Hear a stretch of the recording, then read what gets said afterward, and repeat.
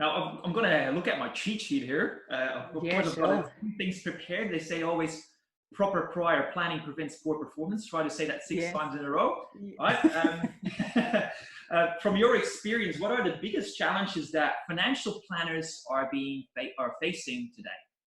Oh gosh. Okay, there's probably a couple of them, and the first one I'll put out there right away is compliance. It's time consuming, it's scary for so many financial planners, but also now it's actually scary for many licensees as well. So they're very risk adverse.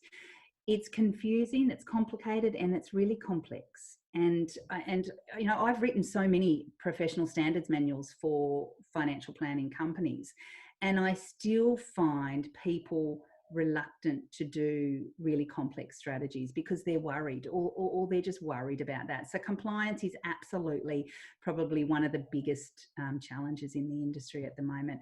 And I think with that also comes some of the educational requirements. Okay, there's many planners out there that didn't want to study anymore. They'd done their studies, so there's those education as well, and I kind of box those up into those two.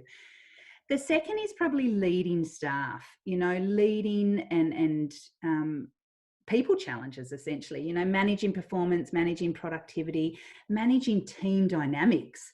That is a real challenge. Many financial planners out there, they love financial planning. They don't love people management. Otherwise, they would have gone in and taken a management role. Yet now they're actually having to lead people.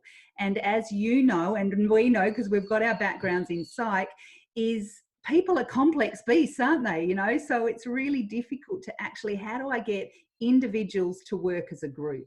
And that's part of what I teach leaders about now is how do you lead people? How do you manage people? How do you do that?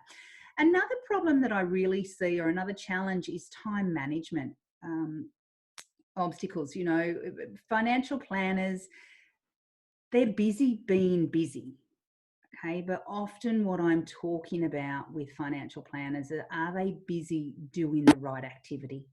Hmm. Are they really spending time doing that right activity? Many are working long hours, but not necessarily on the right activity. And I know that one of the things that financial planners love doing is they love seeing clients, and they don't get enough time. They always say, I want more time with clients. Okay, so time management obstacles is pretty challenging as well. So, You if know, we I, get I there for a moment, so what, for example, would be the wrong activities and which ones would be the right?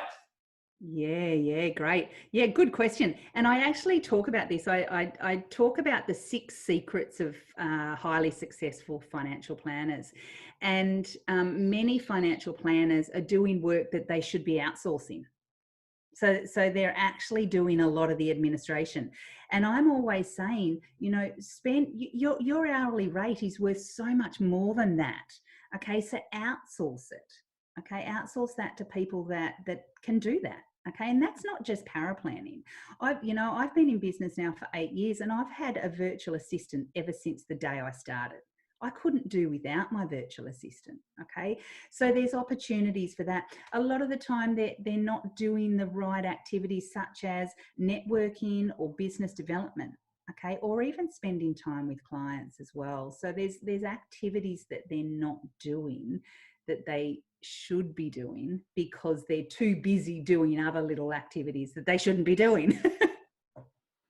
Yeah, being busy is a trap to fall into very easily, and then Yeah, kind of it is.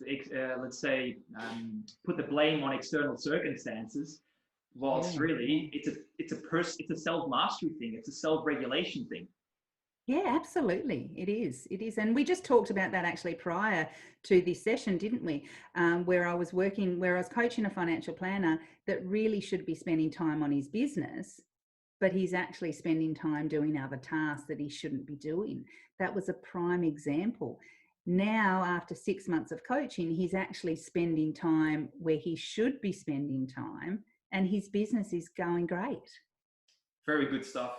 Let's continue with the challenges. So we've had so far the compliance, the educational pieces, then of course the leadership and culture development. What else is there in terms of challenges that the industry is facing?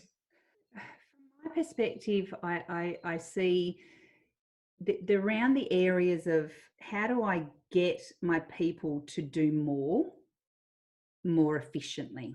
Okay, so many financial planners or many businesses that have financial planners in them want to be able to help them do their business more efficiently. Okay, so I know when I work with some companies, I've got financial planners spending hours with clients in appointments.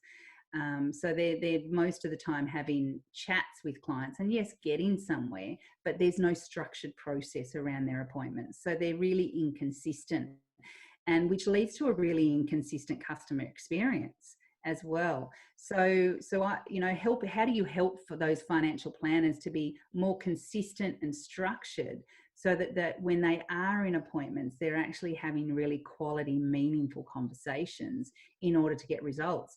And not only that, save them time. So realistically, instead of spending 2 hours in appointment, actually spend an hour and 15 or an hour and a half in appointment. So you've got that extra bit of time back. So I often find inconsistencies with the way in which financial planners conduct appointments. And that's for a myriad of reasons as well. It's not just one. That's it. So in a way, I would call that the sales component. You mentioned customer experience, but it's really like the process of how do you go from a coffee meeting into a successful deal. Yep. Yeah, you're exactly right. And the reality of it is we all know that successful salespeople follow a process. Mm-hmm. Okay, it doesn't matter whether or not you're working for Ferrari. They don't just ring someone and just have a general chat. They've actually got a really clear process. BMW are the same. McDonald's do it too, and we often laugh when they say, do you want fries with that? But they've been taught a very consistent sales process. Okay, why? Because it works. Okay, and that's the beauty of having this beautiful consistent process, is that it works. Okay, but also we know that the client gets this lovely customer experience as well, and every customer experience is not just one off. Every business, every really top-notch business has a great sales process. Definitely. And I fully underwrite that, and I love the process. Yeah, so do I. Yeah. Probably the sales psychologist. Yeah. Now, obviously, financial planning is about mitigating risk so that people secure financial future, and as you said it beautifully, have peace of mind in their family life and personal life.